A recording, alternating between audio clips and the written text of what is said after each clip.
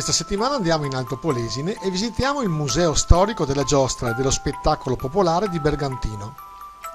Il museo è un centro di ricerca unico nel suo genere in Italia, che si occupa del complesso e variegato mondo culturale dello spettacolo popolare in piazza,